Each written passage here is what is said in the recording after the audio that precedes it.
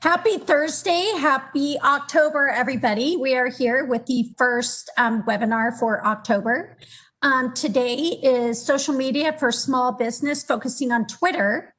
And we have Chris Amos here from one of the founders, co-founder of No Boundaries Marketing. He does a weekly webinar with us. Last week was Instagram. The week before was Facebook. Next week is Snapchat, but today we are going to hopefully master Twitter. So welcome, Chris. Hello. All right. Let's get rocking and rolling. Thank you for the intro. Super excited today. This is actually a pretty short class, really. I always like to tell people, Twitter's not that complicated.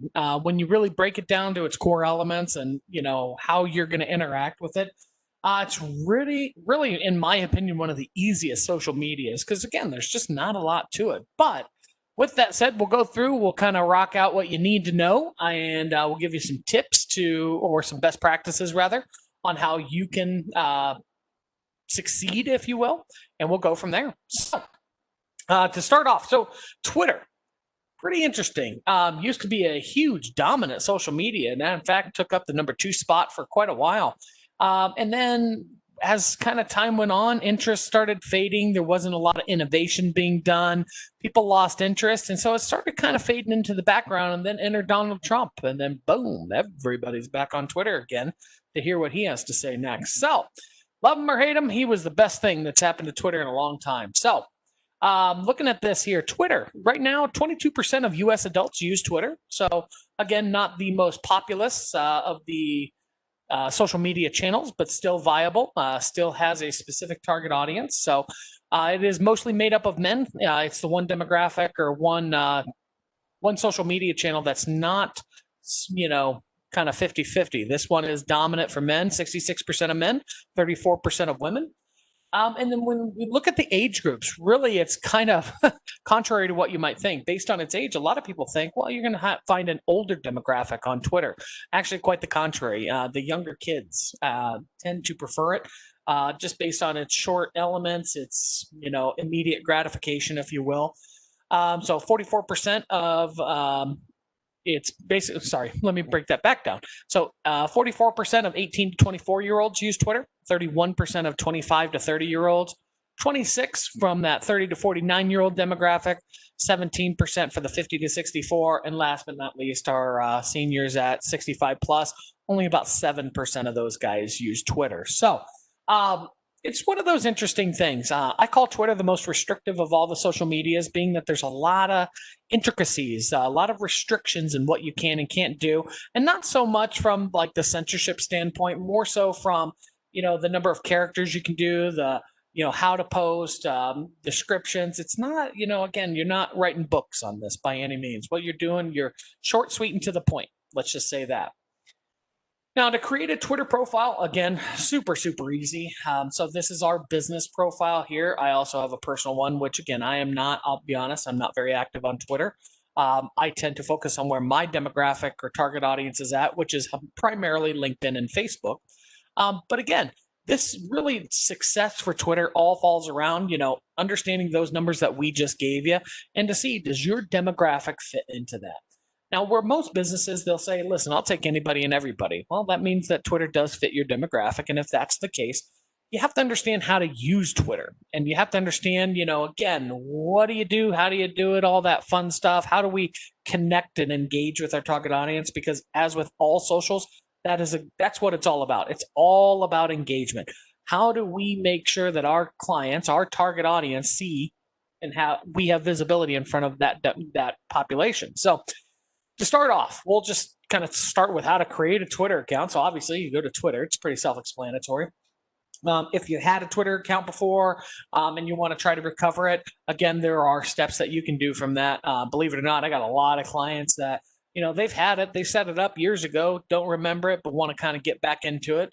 And that's great, but unfortunately, there's no secret sauce there, if you will, for us recovering that. You gotta follow the support route, if you will. But again, there's a lot of things in terms of what we can do on Twitter, how we can do it. I always tell people, listen, come over here to the Twitter, the help center. this for any and all social medias, this is your one-stop shop for everything. Again, I understand time is of the essence. We don't want to sit there and have to read through things, but I'll tell you what, with privacy and all the security restrictions now, whereas marketing companies, we used to be able to do a lot. We used to be able to facilitate a lot and help clients out. A lot of the times now with two-step authentication, so on and so forth, there's a lot of challenges for us. And so where we can manage, maintain, add content, do all that fun stuff, really when it comes to setting up and doing this has to be done by the client. And so I encourage people, listen, get familiar. If you're going to be on it, you might as well know the rules. You might as well know the ins and outs of it. So let's take that journey together.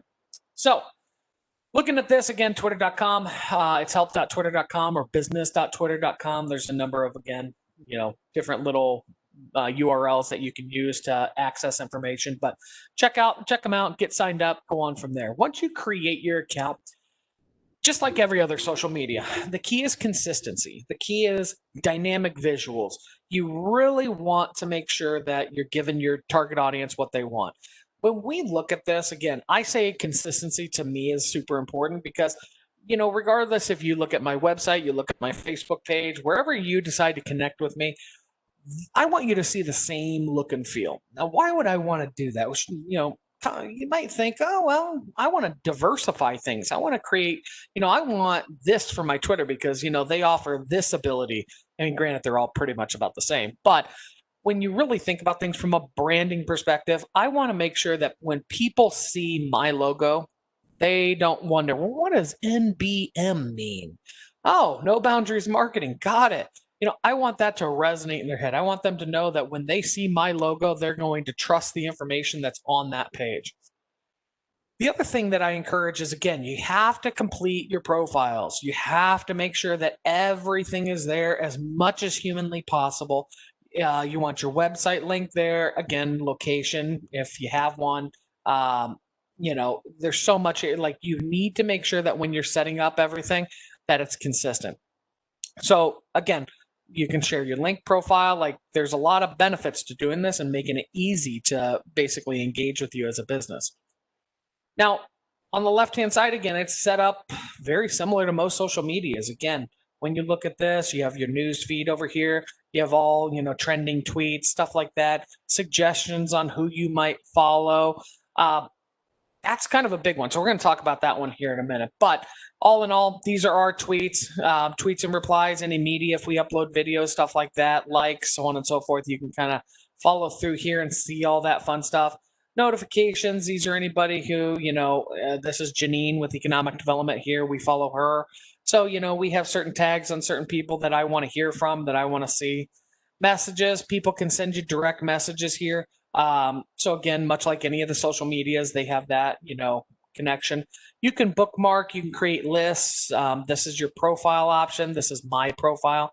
So what you were seeing before is the business. Now you can see here, obviously my feed. This is my personal feed. And then there's so many more. So again, we'll kind of get into all that stuff here in a minute. But when we're looking at this, so when you come on, if you're looking for a business, let's just say you're trying to find or connect with somebody. So the first thing, you have to create a personal profile, and then you can create a business one. And when you do that, when we look at this, again, this is our business. And so we're going to look through here. I can search for anything. You can see all the things relative to that. So like the Peoria Chamber tagged us. We have a presentation. Obviously, you can see No Boundaries Marketing Group was tagged in this one.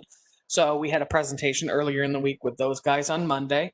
And then you can see there's a lot of stuff. Janine tagged us in a post here. So you can go through there. This is just basically you searching for a particular business and finding all the tweets relative to it. Or if you come down here, you can actually connect with their profile. So again, much like all the other social media channels, same search functions, same abilities, very consistent between the two. Now, big question we always get asked is, oh goodness, what do we post here? I don't know that I want everything to be the same. It's a great question. Content between social media channels is interesting. You have to have that balance of time management. You have to have the balance of content, connecting with a specific target audience. So there's a lot of considerations.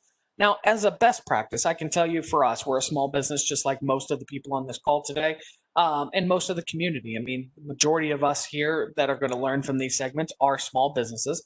So you have to be cognizant of your time. Unfortunately, as much as we'd all love to just dedicate every ounce of our energy to lead generation, you know, I don't personally have the time to sit there on Facebook and manage that all day, plus LinkedIn, plus Twitter, plus Instagram, plus Snapchat, plus Pinterest, and all these other different social channels. I mean, there's hundreds of them now.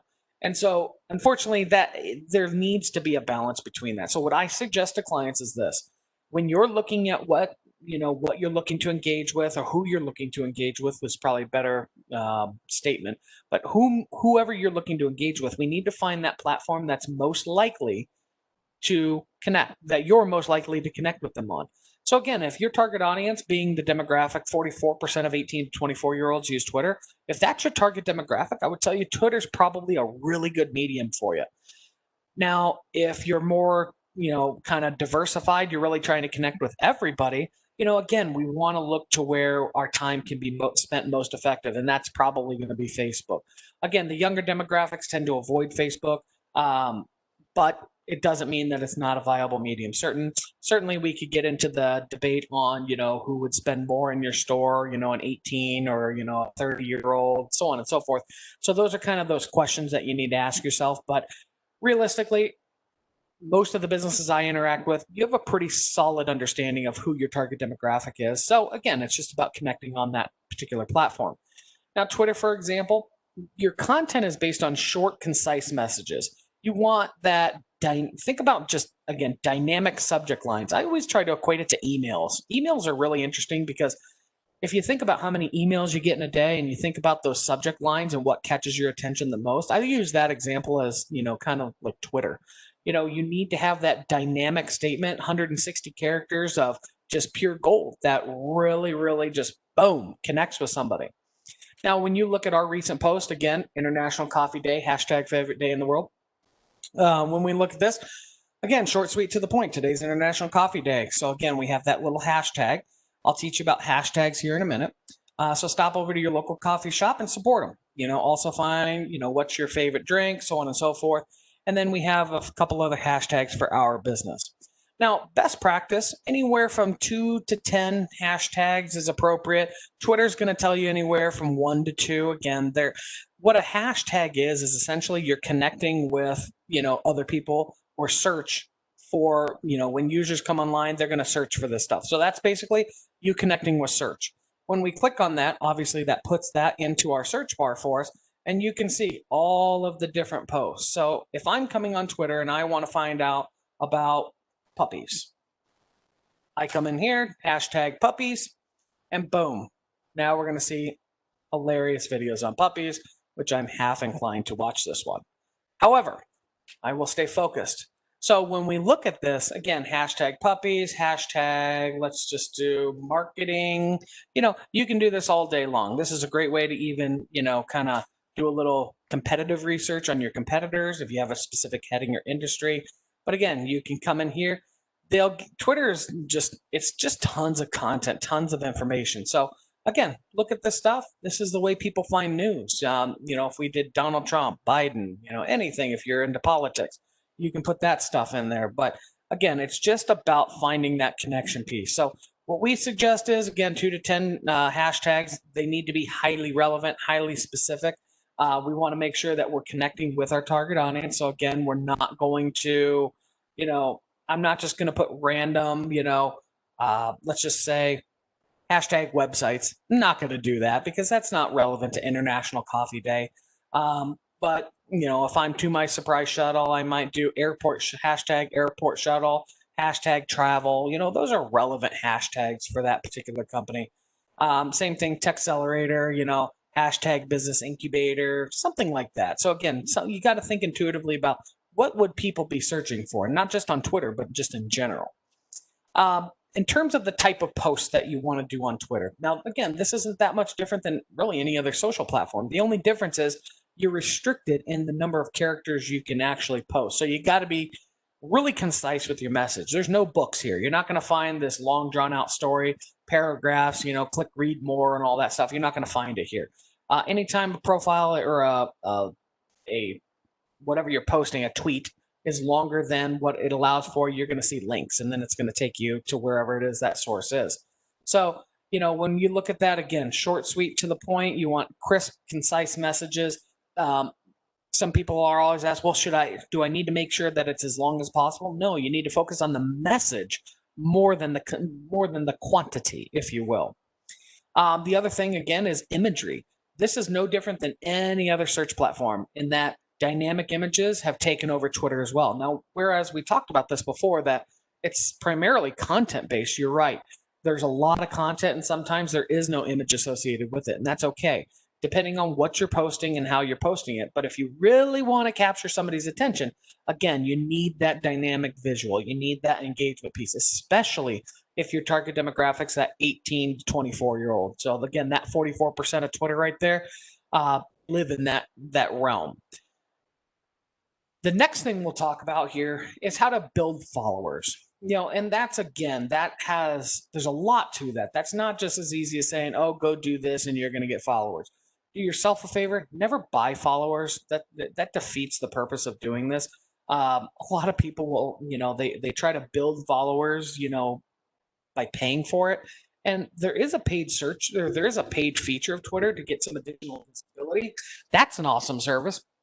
But there are other people out there that you can actually pay money for, and they'll get you, pay for $1,000, you're going to get 10,000 followers tomorrow. That's not legit. That we don't want to do that stuff. So how to get followers naturally? So you really need to think about this as a community. So simply put, when we look at Twitter and who do I want to connect with? Do I want to connect with that other marketing company out of New York? Well, maybe. Depends on what type of content they have and how, if I'm truly intrigued by what they have or what they're offering. But really what I want to do is I want to connect with local business owners. That's where my bread and butter comes from. So I want to connect with local businesses. So what I'm going to do is I'm going to proactively go out there and I'm going to search for them. So I would come into Twitter and I would just say, to my surprise shuttle. I'm going to pick on Tom today. And so, again, if there was a profile there, that would be, I could click on it here and I could connect with them here. Let's use another example. Let's do, AZ TechCelerator.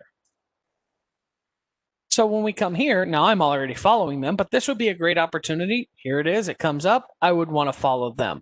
If I want to just take another business and let's just say, this is a friend of mine. So LMP360 Media, here he comes up, boom, I can follow him. He'll get an alert that, hey, No Boundaries Marketing Group just followed you, and boom, then now it's about making that connection. He'll see that. Now, hopefully in the Twitter world, you follow people back. So when they follow you, you follow them back if you're interested in what they have. Sometimes you don't, and that's okay, but that's typically what you see happening. You might have some suggestions over here based on your previous search history, stuff like that. But again, that's the idea behind this is you want to connect with, your target demographic. Always ask your clients. If you have people coming in, a lot of the times, this is so funny when you look at it. Most businesses, they don't really advertise this stuff. They don't. I look through things all the time. I'll see invoices without the social channels on them. I'll see product literature without social channels on them. Hell, I've had clients with commercials that they don't put social channels on them. You name it. There's so many examples that I can give. Is the problem that most of us as small businesses have is that we just don't put it out there. We just don't provide our clients with that information to connect with us. We don't give them the ask. So if you just simply ask your clients, hey, are you on Twitter, Facebook? Hey, if you get a chance, we'd appreciate it if you followed our page. Maybe leave us a little review, something like that. Tons of options there. So a lot of times it's just opening up that channel of communication and asking. But again, if you're a B2B company, it's super easy on Twitter because you just search for them. If they have a profile, fantastic. If they don't, they don't. Otherwise, you have to do a little more grassroots with clients and you have to really promote yourself. And a lot of the times that can come from liking other businesses. So if I'm to my surprise shuttle, I would proactively go out and like all the travel agencies in the area. That would be me. I would like them. I would communicate with them. I'd send them a little internal or a little message and just say, hey, Tom over here to my surprise shuttle. Just wanted to introduce myself. If you have anything we can help with, please don't hesitate to give us a call. And by virtue of that, then maybe they follow you back. You guys get into have a nice little relationship. And then eventually maybe they retweet some of the things that you share, stuff like that. That'll help build your followers as well. So again, engagement runs both ways. It's not just about trying to produce engaging content, but it's also about engaging with other businesses to help build your own followers. So again, organic is always the best. Now, with that, I did pull up some of Twitter's rules for engaging organic content and how this is going to work, or how this does work. So like we mentioned before, so organic tweets, again, keep your message clear and concise. Again, they say limit your hashtags to 1 to 2. I always base my hashtags on, first, what's the message that I'm trying to get out? How many characters do I have to work with? Because that's a big deal. I mean, if I have a big long post, I might not be able to get even 1 or 2 hashtags. But if I have a short, clear, concise message like this right here, the spendthrift, I have plenty of room to add in, several hashtags. Again, the key is just making them relevant. Clear call to action where relevant. So again, that's a huge thing. A lot of people, you'll put on there, hey, we're offering, 50% off for the first 20 customers. And then there's nothing else. And you got to think to yourself as a consumer, what is that? What do I do? How do I do? How do I engage with this person now? So always make sure, clear, concise call to action if applicable. Sometimes it's not, so you're not going to worry about it. Next up is avoid all caps. I've seen that countless times, and it's just, I think in general that's just common sense. We don't write in all caps, but if you need that little reminder, don't do that, please. Conversational. That's, again, don't speak in tongue and code and weird stuff. I've seen some clients that they speak in little bits. I've even seen news outlets do it, and it's just weird. It doesn't make any sense to me. And they're spitting out as much as humanly possible in this short little tweet, and instead of making it maybe a blog and sharing a blog or something like that, they're trying to puke on you through a tweet, and that's just not, it just doesn't work. So try to keep conversational, just make it short, sweet, to the point, create some type of engagement. And then emojis. If you don't like emojis or you don't know what an emoji is, these are emojis right here. Symbols, again, they're cute, crafty, creative, whatever you want to use for them, but they're really, really popular with the kids. Again, you're going to see a lot of this type of stuff. It's always funny, that 18 to 24-year-old population, they speak in that code, that weirdness, if you will.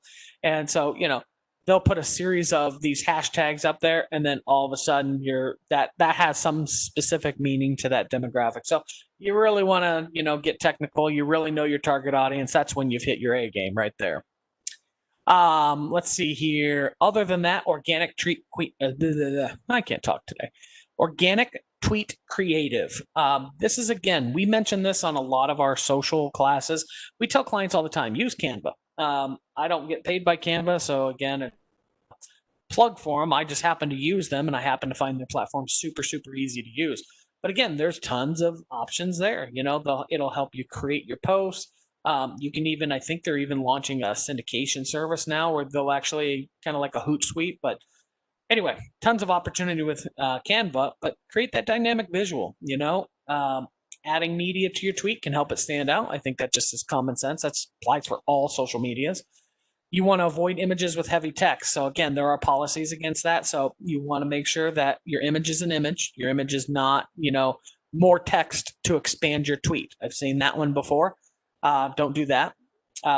When driving to a link, consider a website card. So again, make your image or video clickable. So like this is an example of a media or a video. You can click on that, it'll play. And then use captions and other sound off strategies. So remember, think about this. This is actually a really big deal for video. When people are on Facebook or really any social media channel, with the exception of YouTube, when they're on that, most people do not want videos to autoplay. Or if they do autoplay, they don't want audio with them. Why would that be? And think about this logically. If somebody's in a meeting, if somebody's at the doctor's office, if, wherever, it doesn't even matter. But if you're in some place that, you don't want, your phone ringing, or you don't want somebody knowing that you're, a 2-year-old on, watching some cartoon video, you don't want that sound going, basically. So always make sure that when you do videos on social media, again, with the exception of YouTube, you want an option for sound, but really what you want is subtitles. And so very, very popular thing right now. A lot of people are starting to use software that helps convert text to those subtitles. So, really consider that, especially if you're going to use video on social. Otherwise, if you're on YouTube, fantastic. You go to YouTube for that reason. You want to hear, you need, you're looking for something specific. But social media, believe it or not, it's a sound off strategy. So again, planning and inspiration. This is kind of the last thing we'll cover here. When it comes to planning tweets, these are, this is always best practice. And again, this goes for every platform. Use a content calendar, Hootsuite, doesn't matter. There's a ton of them out there now. So any one of those free services or paid, typically you got to think about this with the paid services. There's a lot of added benefits.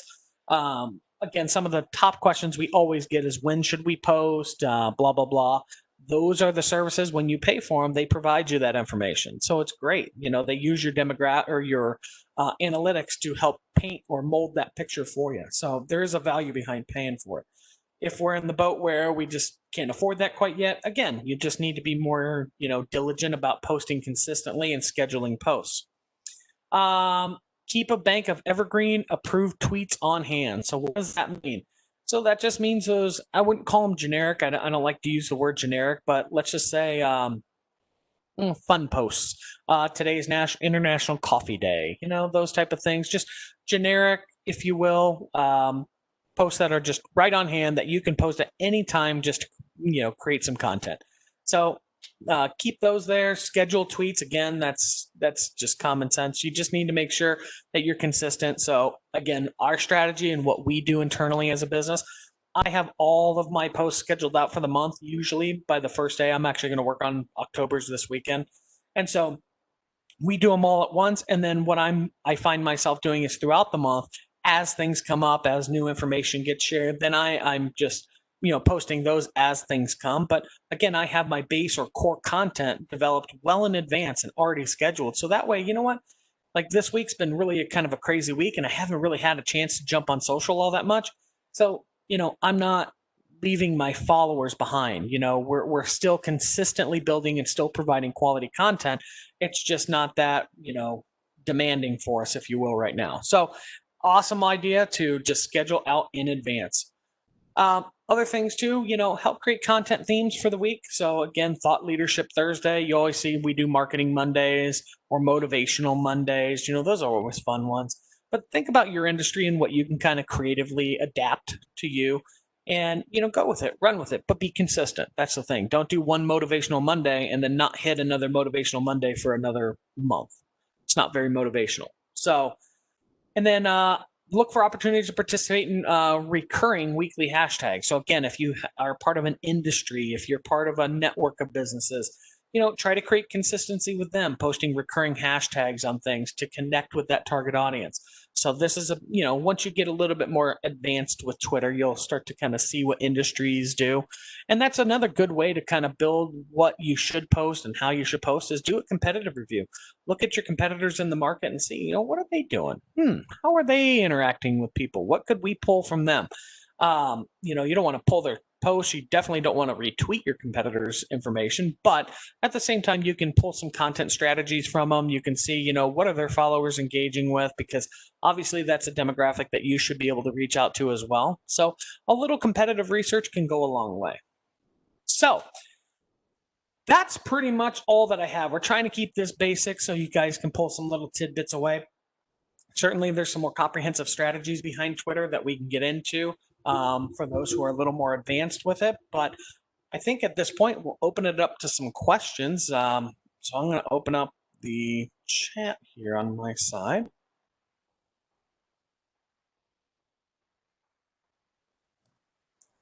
Come on. I will go ahead and unmute everybody. Everybody should be unmuted.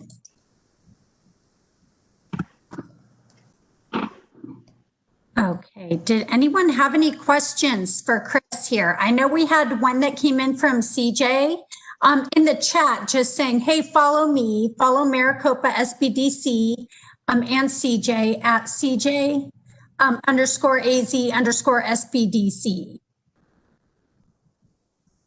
Say that one more time.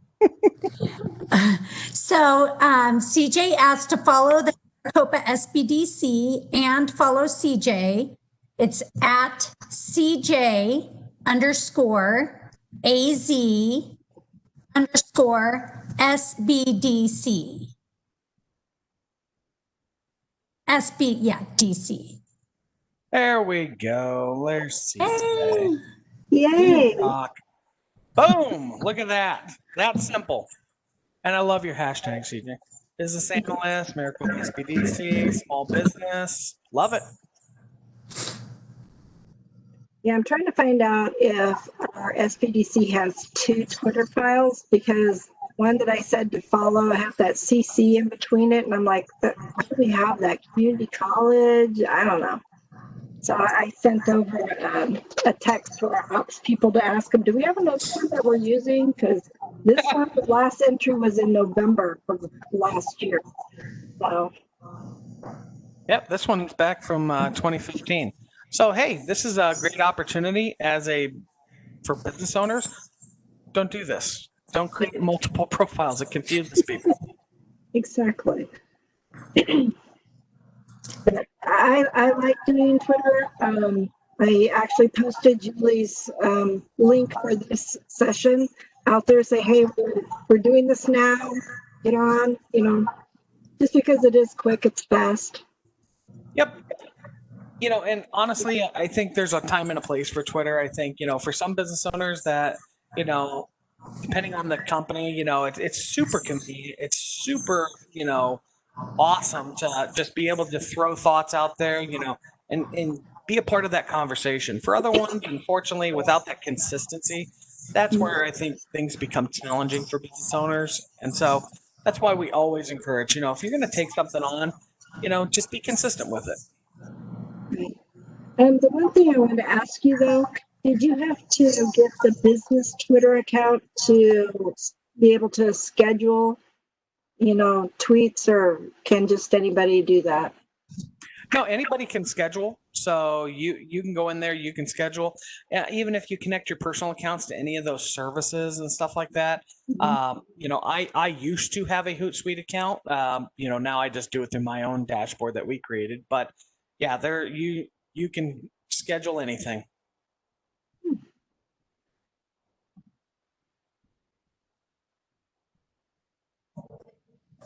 I have to say, I've always, like I mentioned before, I've always wanted to get on Twitter. I always found it maybe just a little intimidating, not like Facebook or Instagram, which is just, doing posts. But I think I am going to set up my own personal Twitter page. And then once I get the hang of it, I know that we do have a Twitter page, a Twitter handle, or for the AZ TechCelerator. I don't necessarily manage that, but I think that eventually I will once I'm learning to tweet. Sorry, I was just learning the annotate feature on this. Good old WebEx, sorry. Yeah, and I think, Janine does a great job. If you want to kind of see somebody who's fairly active on Twitter as kind of an example, I always refer clients to look at Janine's profile with economic development. She's fairly active. She posts relevant things. I'll show you an example. Now I need to figure out how to get this annotate off. There we go. Come on. There we go. Stop annotating.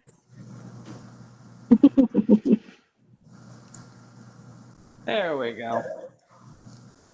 So, use hers as an example. Awesome number of followers. I mean, she's really kind of built up her brand over the years. Perfect description. She's pretty dialed in on this. And then, she's big into retweeting. So again, there's Bryce Economic Development. She retweets that. I love her hashtags, all that stuff. So, she's kind of a role model for, what to do and how to do it right. I think she's got it down pretty well. Great. Well, I will start doing some research. Are there any more questions? I do. I'm looking all over mine, to try to find out the timing, for scheduling it. I can't find where I'm supposed to schedule. Well, let's see. I haven't done this on Twitter in a while. I just use our dashboard. So let's go to my profile.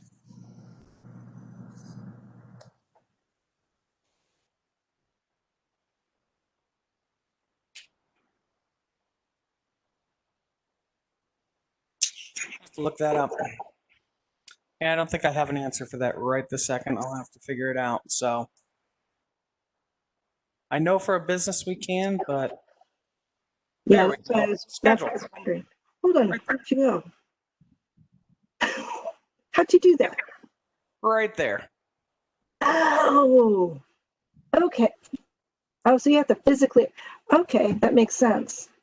Yeah, I knew it was possible. I just haven't been on here in a while. I set up everything through my dashboard now, so I tell my wife I've gotten lazy, but either way, it gets done. Oh, cool. Okay, that's super easy. I was looking all down the left side, seeing if there was something you had to do and if you wanted to schedule something on a regular basis. Okay. Now I feel okay. Life is good. Life is good. I love it. And I always tell people too, have fun with Twitter. I mean, if you're going to dedicate the time and, really kind of get the most out of this, you got to research. You got to get on here and play around. And it's, my favorite, obviously, we're starting to get more into TikTok and stuff like that. We have nieces and stuff that are on that, and Lord knows the things that they put on there. But, Twitter's still fun. You still see a lot of cool stuff, and it's a great way to engage with people. Yeah. So, all right, guys. Well, thanks for coming today. I appreciate you. If anybody needs any help, you know where to find us. We're right inside the TechCelerator. And so, yeah, our office is down at the end by the conference room, the Penny Bags conference room. So feel free to drop in anytime. Please tune in next week to learn more about Snapchat and how to use that as for your small business. The webinar will be at the same time, 12 o'clock next Thursday, and we will be releasing the new calendar following that within the next few days. So thank you, everybody. Awesome. Thanks, Julie. I appreciate you. Have a great day. You too. See you all next week.